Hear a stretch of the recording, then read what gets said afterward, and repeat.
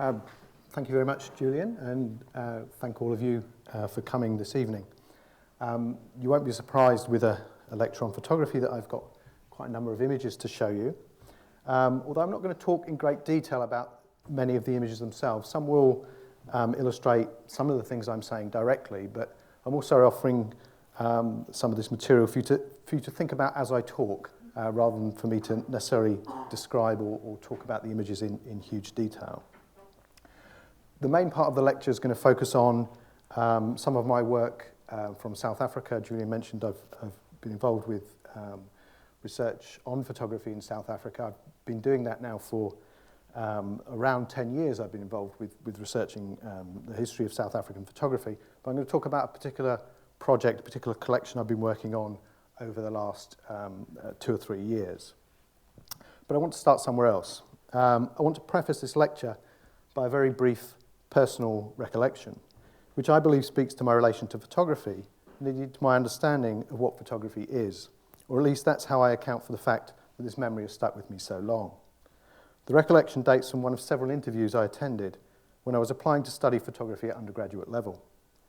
As I recall it, the interview proceeded as one would expect, when, in response to an answer I gave, one of my interviewers turned to me and said that he wasn't convinced it was photography I was really interested in. Now, on the surface, that might seem a somewhat odd and certainly a challenging observation to make to someone who had already spent 2 years studying the medium at national diploma level, having made a very deliberate choice at age 16 to opt out of a conventional academic route in order to study photography. But aside from making me sit up, which it certainly did, this observation also felt like a moment of recognition, although I'm not sure I articulated it that way at the time. With the benefit of hindsight, however, I would now say that this observation was both right and wrong, true and not true, and the space between it being true and not true is where I've made my research career in photography, and from which I speak to you now as Professor of Photographic History. If that story is a little cryptic, I could put it another way. Photography, or at least the photography that matters most to me, is always about something other than itself. It is, in other words, an invitation to look at and think about the world. Put that way, it sounds somewhat naive. In my defence, however, I would note that the photographic education I entered in the 1980s was one in which the photographic image was subject to sustained critique. Its pedagogic capacity, the idea that one learns anything at all from photographs, radically called into question. If one had to identify a single defining idea of the photographic education of that time, it could be found in Walter Benjamin's quotation of Bertolt Brecht, which came to students of photography such as myself via Victor Bergin.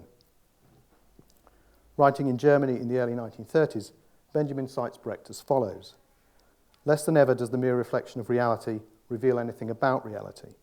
A photograph of the Krupp Works or the AEG tells us next to nothing about these institutions.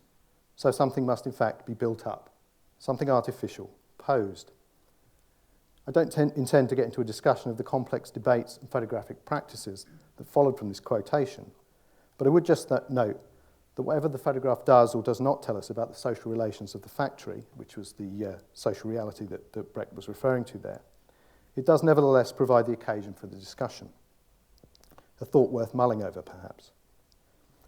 Either way, and more importantly, I want to retain a sense of the power of seeing something outside one's own experience, seeing distant places and times, which seems to me such a significant part of photography. For all its attendant problems, and there are many, it's a quality of the medium that I do not wish to give up. It seems counterintuitive to start from a position that seeks to drain from photography the very energy that drew me to it in the first place. And so as a consequence, it's necessary, I think, to find alternative ways of thinking about the nature of the engagement the photographs offer. And the photographic invitation is one such idea. As I will come on to discuss, the photographic collection that provides the main focus of this lecture was the object of a specific invitation. More broadly, however, and as indicated in my title, I want to propose the idea of the invitation as a productive frame for thinking about photography. It's not all-encompassing, of course, and isn't intended to supplant the many and varied ways in which the medium has been written and talked about. But I do think it highlights certain aspects of photography that are worth attending to closely. So what am I trying to convey in this idea of the photographic invitation? There are a number of things. First, An invitation is a social act. It suggests movement and has direction. Invitations imply introductions, human connections, and the possibility of exchange. This calls to mind one of the earliest popular photographic forms, the carte de visite, the photographic visiting card. Invitations are also performative. They don't simply describe the world, but act within it. In that sense, they embody agency and intentionality. They're intended to capture attention, to borrow a phrase from Alfred Gell. These are useful ideas with which to interrogate particular photographs and collections. One is often invited to look at photographs, but photographs are also in themselves invitations. Invitations to look and to attend to what is being described in the image. We might productively ask of any photograph, who is issuing this invitation to look, whose attention is demanded, and why? All invitations are not equal, of course. Some are more elegantly presented than others. Some have the quality of persistence. Others miss their target and are greeted by silence. Invitations also imply reciprocity. If the photograph is an invitation, what does it demand of me in return beyond the time of my looking? And of course, the notion of the photograph as an invitation also implies its opposite, the uninvited. And we're familiar with the idea that photography is the companion of many intrusive forms of looking. Finally, in deference to the material turn in photographic studies, one should also acknowledge that invitations and photographs often take a material form. They are a trace of something that happened, a discarded or perhaps cherished material remnant, collapsing ephemerality and permanence. These are some of the ways of thinking about photography that have shaped my own approach and which I would like you to hold in mind throughout this lecture. Having started with a rather personal point of departure, I also want to position this lecture in the context of historical scholarship on photography, a field that's developed significantly over the last few decades. Research is never an individual achievement, and my own approach is informed by and in dialogue with many others working in this field. As may already be clear, I'm not only, perhaps not even primarily, interested in the history of photography as an artistic medium, but rather in the multiple and complex ways in which photography is intertwined with social, cultural, and political histories, and not least, the role photographs play in the public presentation of historical narratives. Photography is central to the ways in which the past is recounted in public institutions such as museums, as much as in private settings. Yet the histories of photographs themselves and how they are implicated in the stories as well as the telling are often neglected. My interest, therefore, is not only the work of photographic history, but also curatorial approaches to historical photographs.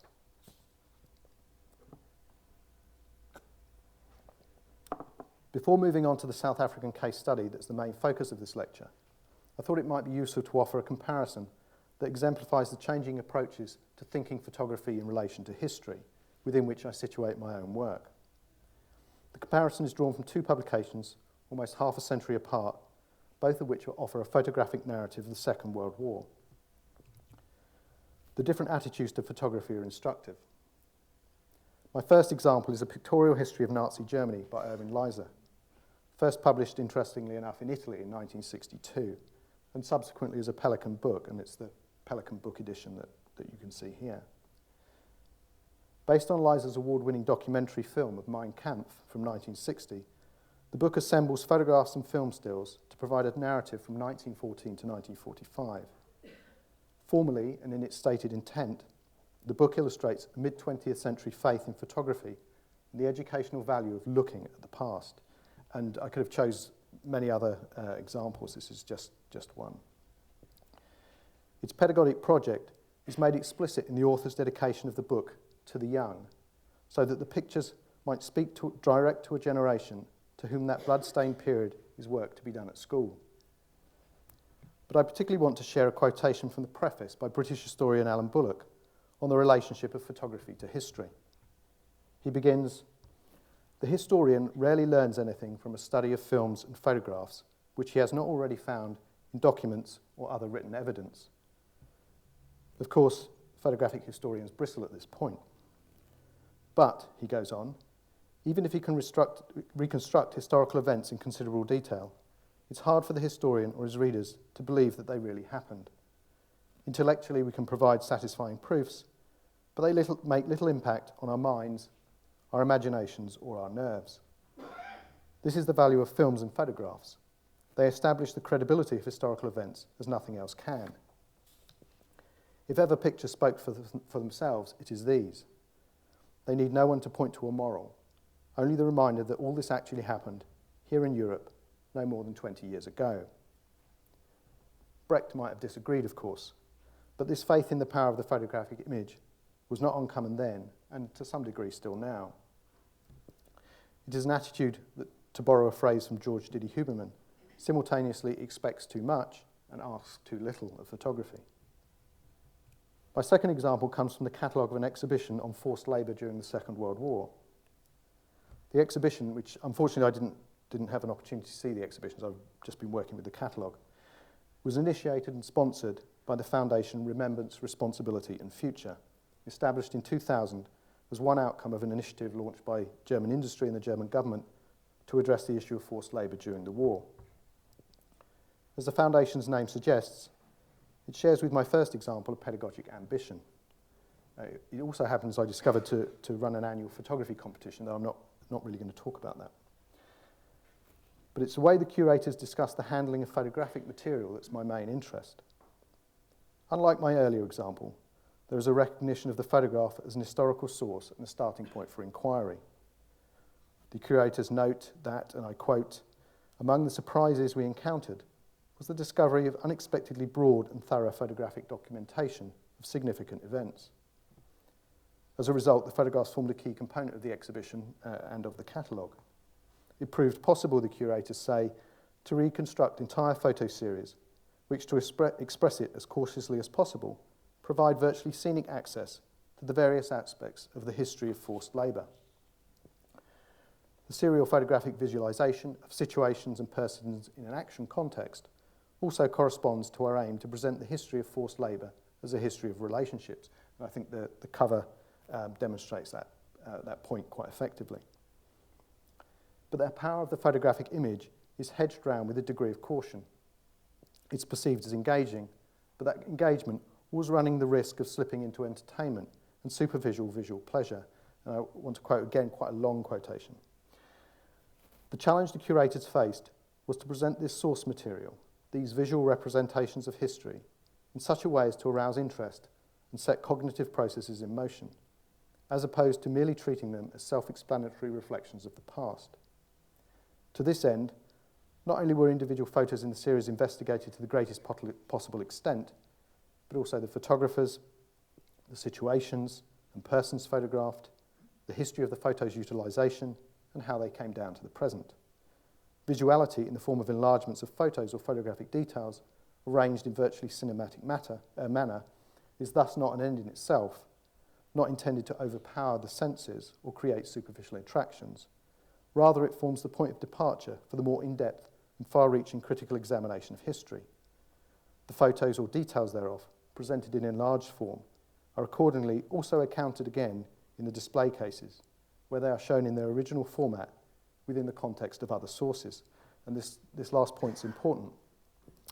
The critical photo-historical approach is to be applauded and indicative, I suggest, of the impact, if I might use that term, of the best of recent photographic scholarship. But I'm particularly interested in what might be described as the practical and conceptual doubling of photography, the dual significance and use of the photograph as artefact subject to historical inquiry and as affective image. There is an implication in the curator's conclusion here that the latter can be contained by and subject to the discipline of the former, but I wonder. And it's with that thought in mind, I want to turn to my South African case study in order to elaborate my own engagement with these concerns.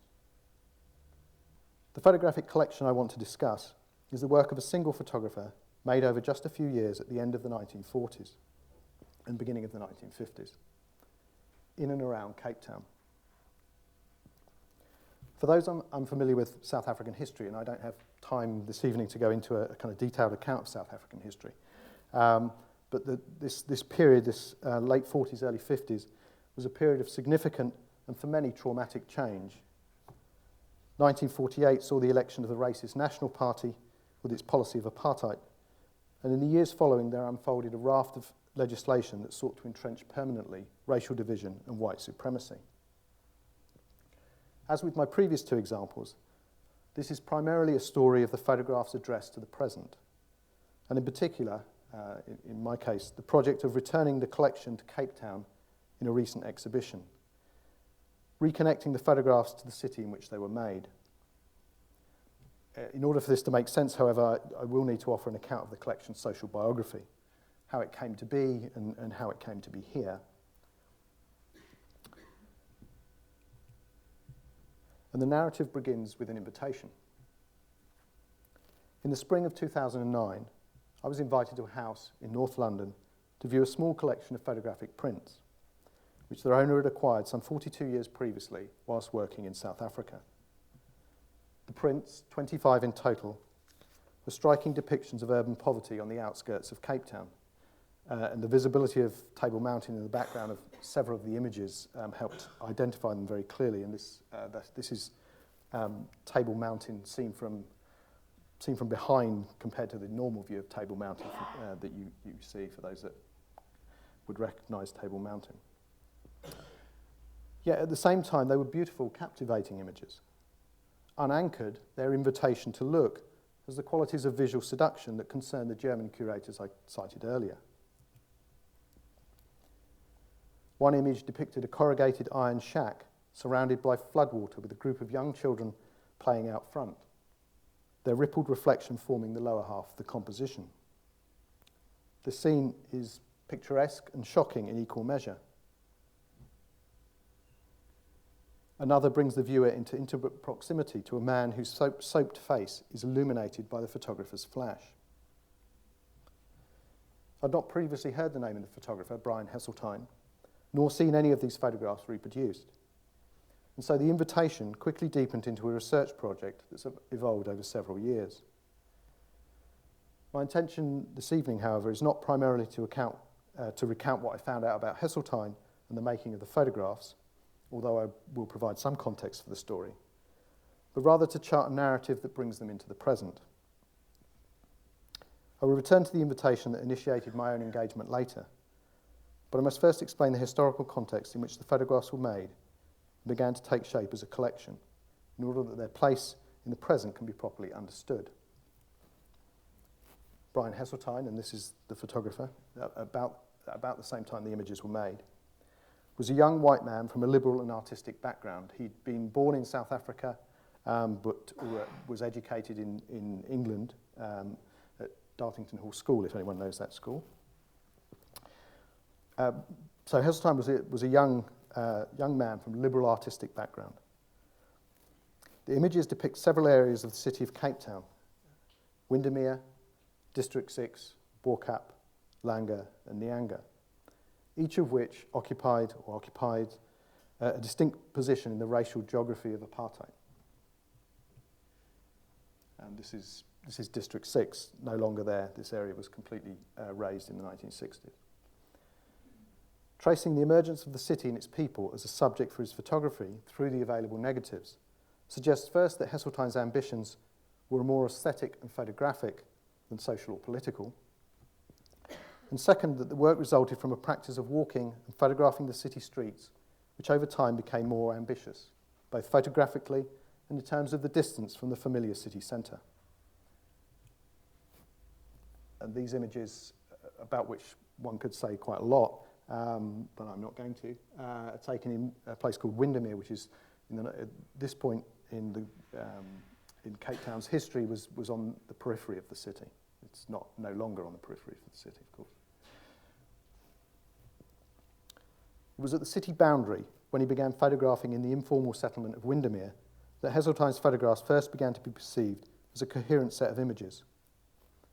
Working at the edge of the city, in what was regarded by many as a dangerous slum, brought Heseltine into an engagement with social welfare organisations, in particular the Cape Flats Distress Association, known as CAFTA, and the South African Institute of Race Relations. Few white people visited Windermere, and certainly not casually, without someone to facilitate their access and navigate the area for them. His urban photography had moved from being a casual affair to something requiring more deliberate intent. In turn, when the warden of CAFTA saw Heseltine's photography, he immediately understood its value as a tool for drawing attention to the social and housing issues affecting black South Africans at the Cape, and promoted the idea to the Institute of Race Relations, on whose board he sat. Thereby, I might add, sharing in a similar faith in photography's pedagogic potential to that already discussed. Heseltine's alignment with these social welfare organisations clearly facilitated extraordinary access to the people and situations he photographed. And over half of the images he made in Windermere of these portrait type images.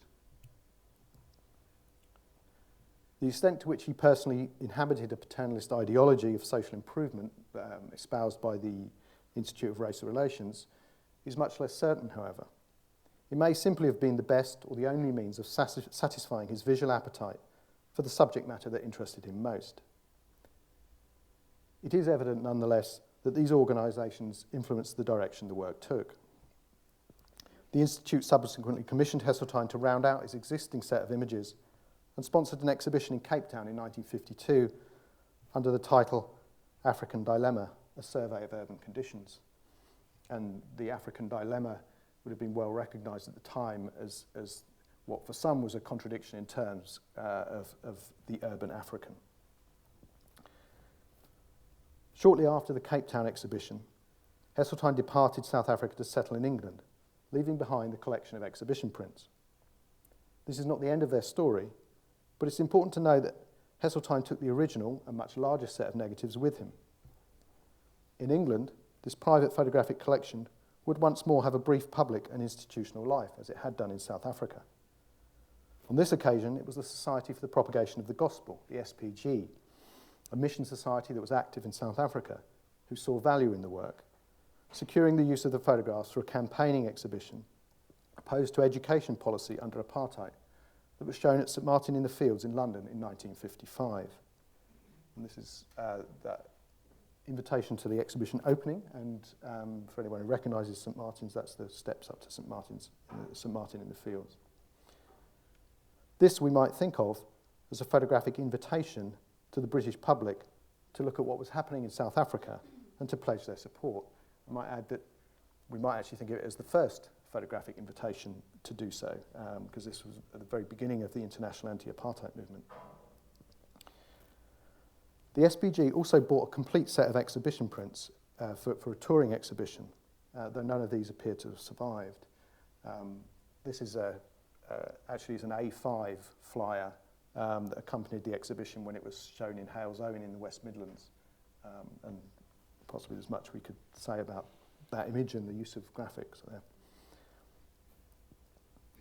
It was fortunate, however, that the negatives remained in Heseltine's personal collection, as it would be over half a century before they would surface once more when I traced them to the family home in Bath. Switching back to the exhibition prints that stayed on in Cape Town, these remained there for another 15 years or so before they too made the journey to England, but by an entirely different route, arriving in London in the late 1960s. They represent only a fraction of the collection, just 25 prints, compared to approximately 1,000 negatives. But the story of how they came to England is worth recounting.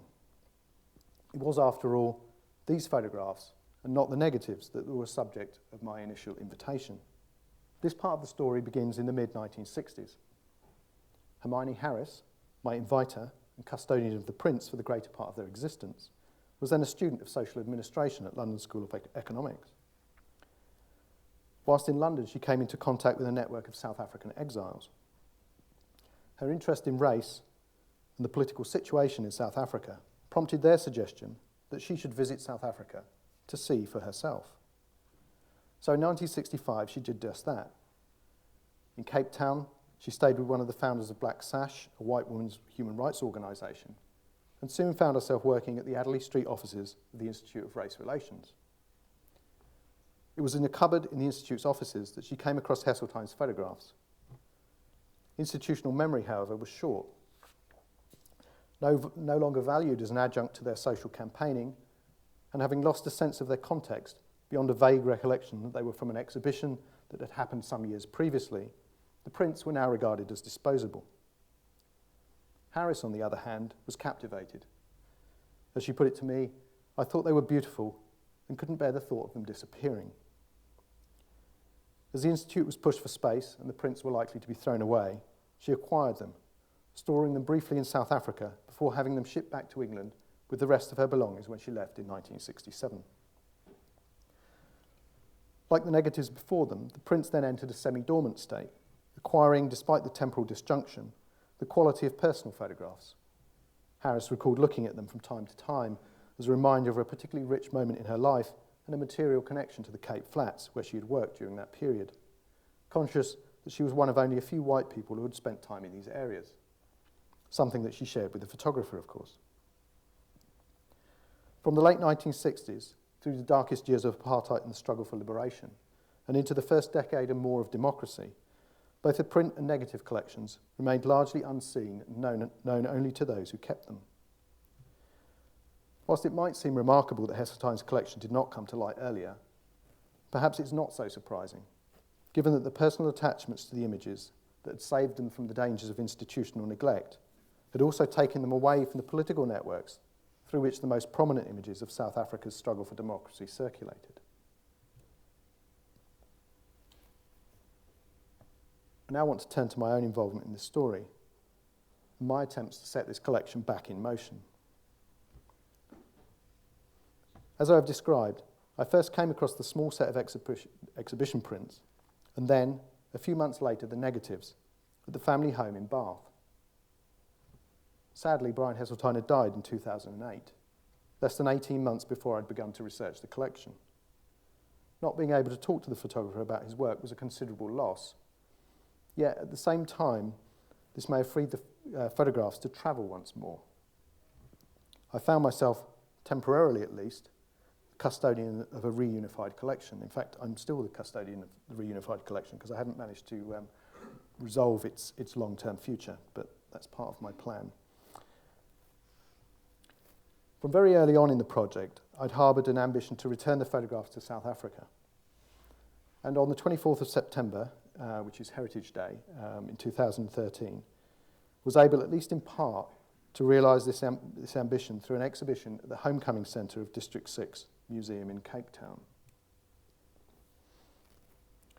But what does it mean to place this body of work back into the city at this point in its post-apartheid development?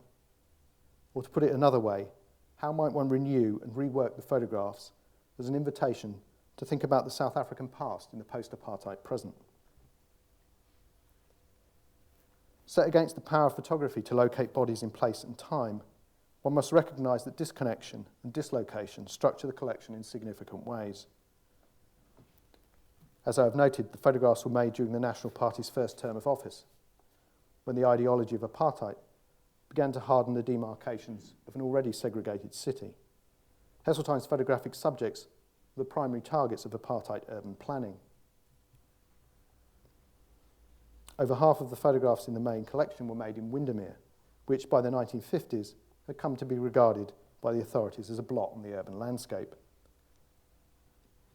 Ironically, its very visibility from one of the main roads into the city reinforced its disturbing presence in the imagination of the white population.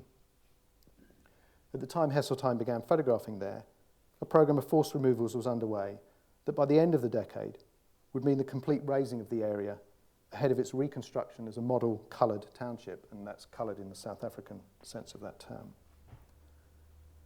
This movement of Windermere's inhabitants out onto the Cape Flats is figured in the collection, as Heseltine, commissioned to document old and new forms of housing, also moved to photograph in the established black African townships of Langa.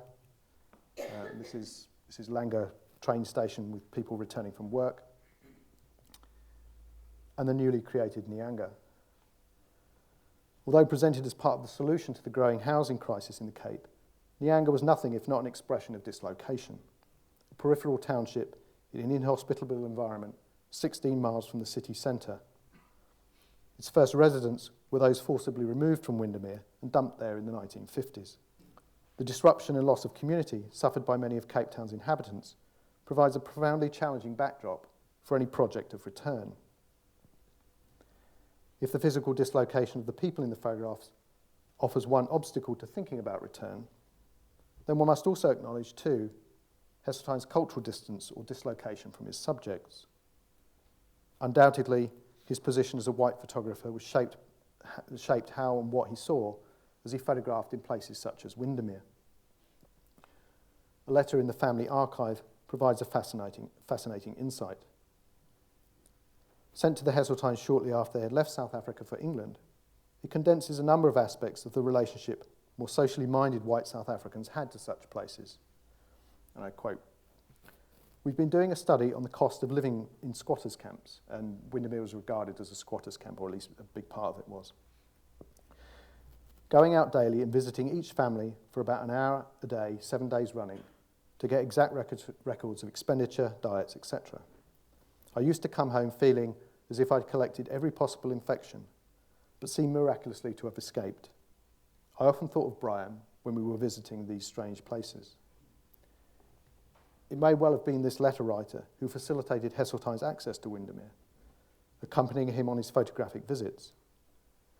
At the very least, we must assume he shared to some degree the perceptions, the sense of strangeness expressed here. And I should perhaps note that the strange places of my title is equally intended to acknowledge my own cultural distance from the site of my research. Yet the association between Heseltine and these strange places strikes an intriguing note, suggesting equally an affinity or a connection in the mind of the letter writer.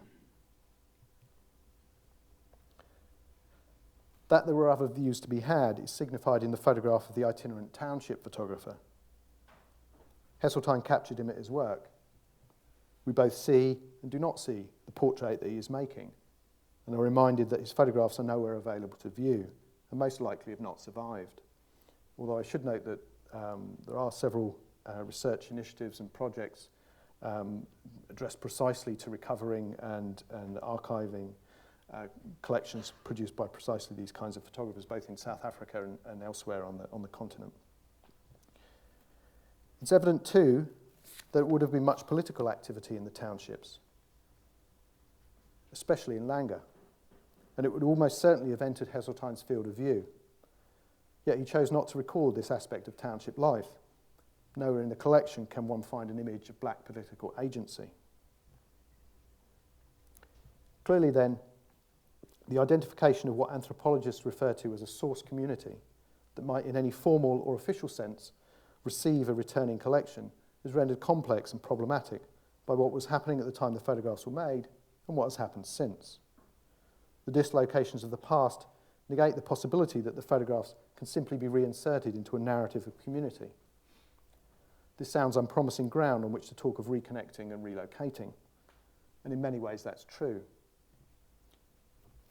In research on the main collection thus far, and even following the exhibition in Cape Town, not one of Heseltine's photographic subjects has been identified. This could, possibly should, be considered a mark of failure. Maybe we simply did not work hard enough. But one might also consider it a structural condition.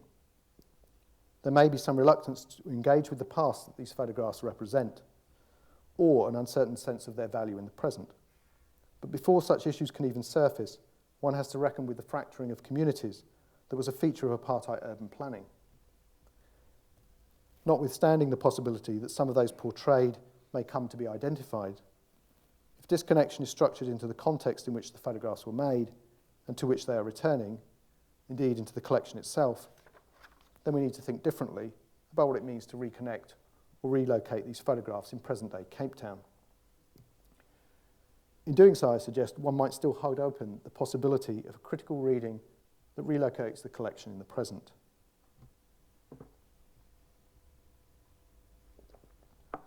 What then might be counterposed to this unpromising context?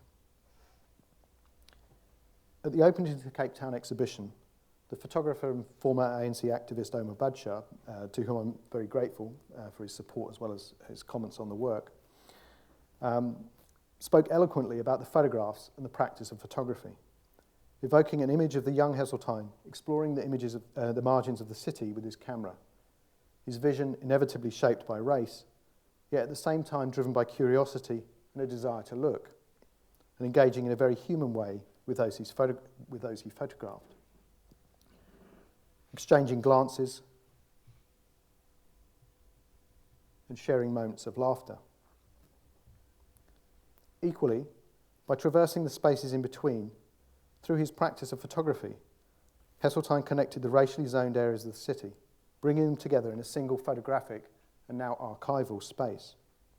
The city seen and imagined in a way that very few other residents of Cape Town would have had access to at the time or in the years following. It would be over-interpretation to view this as a radical gesture on Heseltine's part. His interest was decidedly more visual and aesthetic than political, as I've said. Yet arguably this route through the collection can be reconstructed as a critical reading of the city in the present.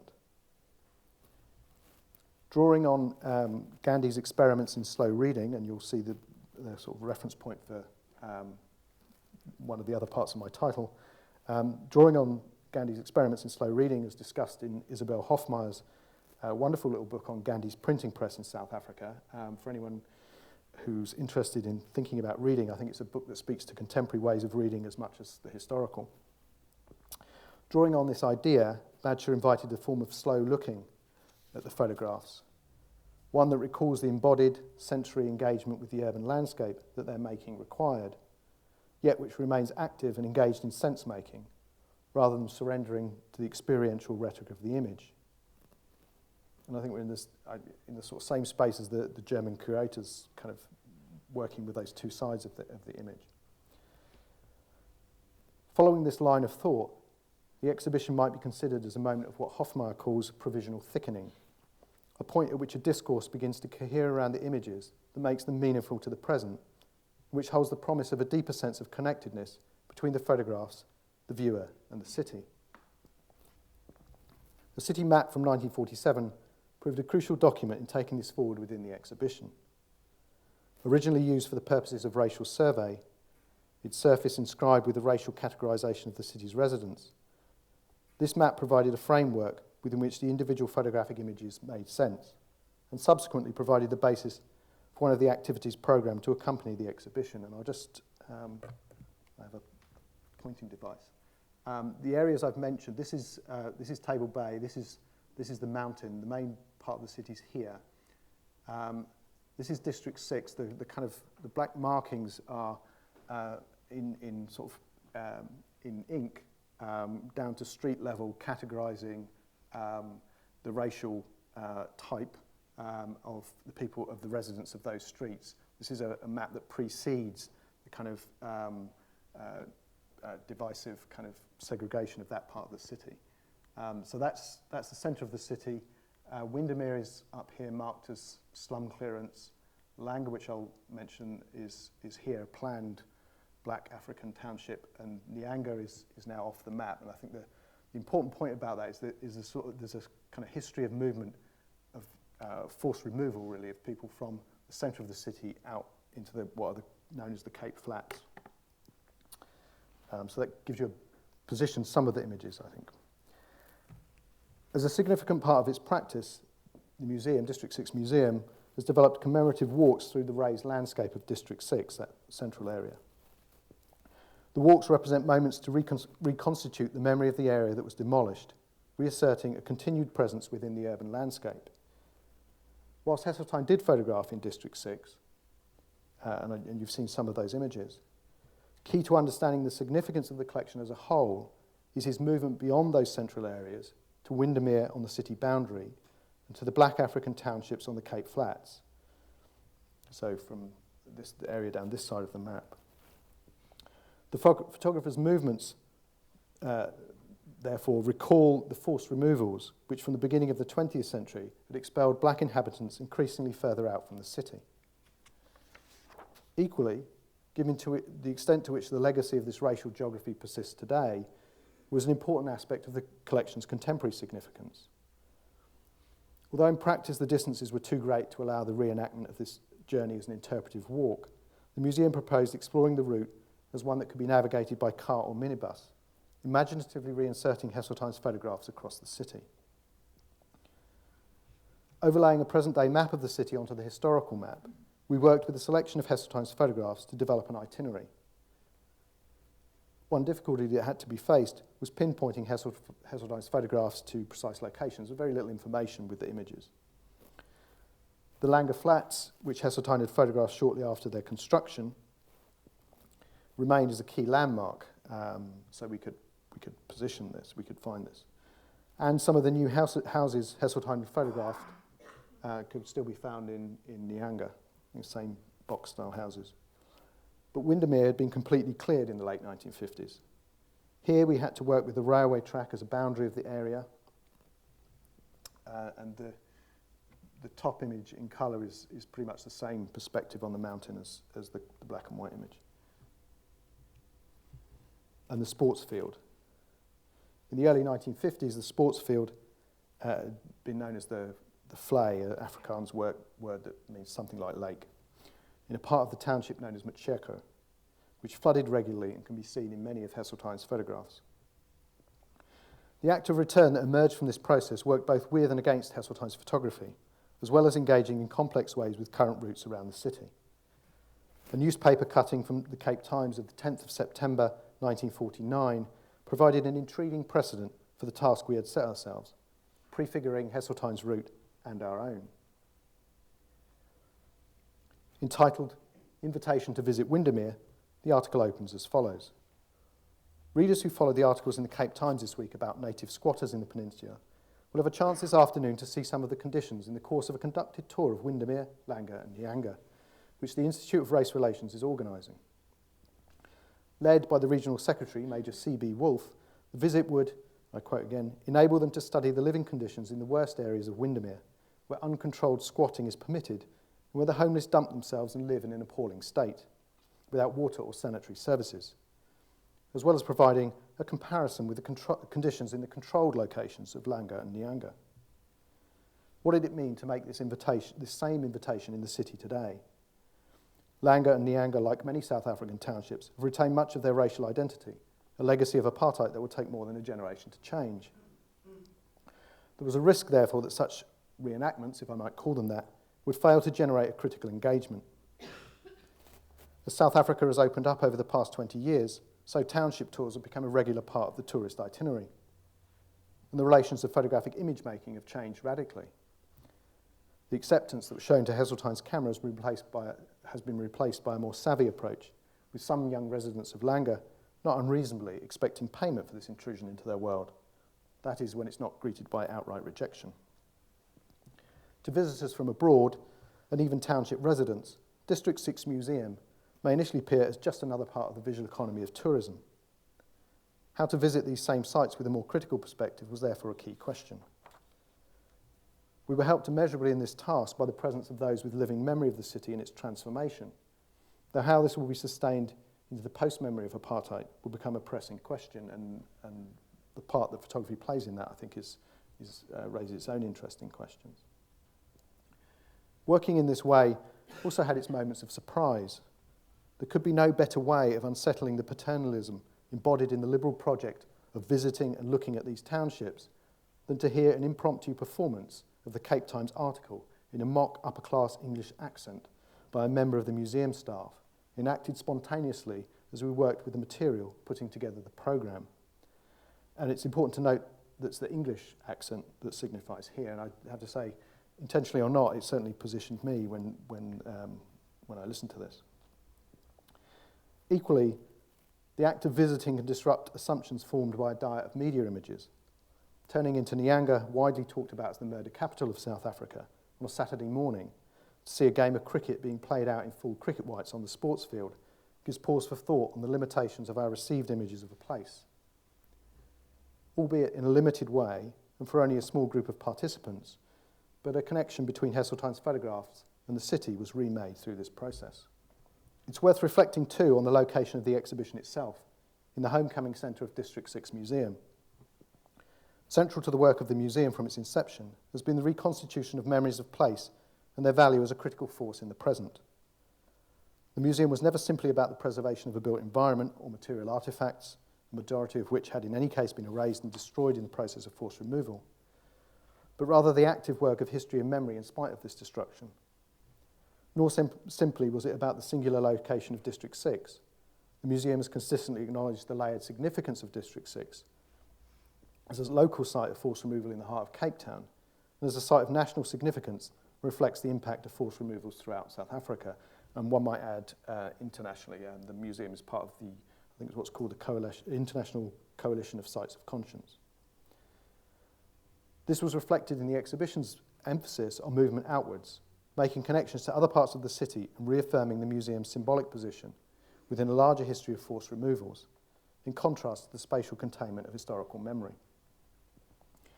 Where does that leave us in relation to the question I posed earlier of what it means to place this collection back into the city at this point in its post-apartheid, and one might add, following the World Cup, its post-FIFA development? In this context, I suggest, the exhibition reconfigured as a route through the city might be read as a counter-narrative to current urban development priorities and the visual histories and economies they represent. Recent investment in the city has been centred on the corridor between the city centre, the Greenpoint Stadium, and the Victoria and Alfred waterfront, with its extensive retail and commercial developments. But the picture postcard perspective this presents perpetuates an image of the city seen from the viewpoint of colonial discovery, as experienced by its Dutch and English colonisers arriving into Table Bay. A view of the city seen from afar, a landscape to be desired and possessed. Confirmation not only of its symbolic significance, but also continuing economic and political power of this perspective on the city was demonstrated by FIFA's insistence that Cape Town's 2010 World Cup Stadium be located at Greenpoint, where you had that picture postcard view of the mountain, rather than the proposed alternative of Athlone, where there was a strong local following for the game. Lest they miss the point, visitors to the city today are invited to possess this view for themselves, photographically, by the recent installation of a large yellow frame. The Heseltine collection, in contrast, provides a different invitation. Interpreted as a set of directions for exploring the city, it points one in the opposite direction, out to the east and southeast and into the densely populated townships of the Cape Flats. In doing so, it contributes to a different, if no less complex and contested, visual history, a different view of the city, one that remains important to debates concerning its present and its future. I hope this case study has given an insight into the complex questions that emerge from a single and somewhat serendipitous photographic invitation. In conclusion, I want to return to where I began and to offer a few final thoughts on the work of the photographic historian. If a central task of photographic history is to document and describe the context in which photographs come into existence and are shown and seen, I'm arguing that it's no less essential that those who work with historical photographs recognise, think critically about, and work with their generative and performative capacities, which remain undiminished by age. The ability of photographs to create new meanings and to invite new encounters. Bringing this back to the personal, I want to end with two references. Around 2 decades ago now, I interviewed the photographer Daniel Meadows when he was teaching on the documentary course at Newport. A comment he made then resonates with me still. This is what he said. Through the act of going about with the camera, being curious, you get an education which is unique to the photographic experience. It was this quality that brought me into photography in the first place. What sustains my work now is a belief that looking at historical photographs offers an education about the past that is similarly unique. And this is work that I intend to continue. For if I might be permitted in electron photography to end with a literary reference, I still feel that I have seen little and understood less. Thank you.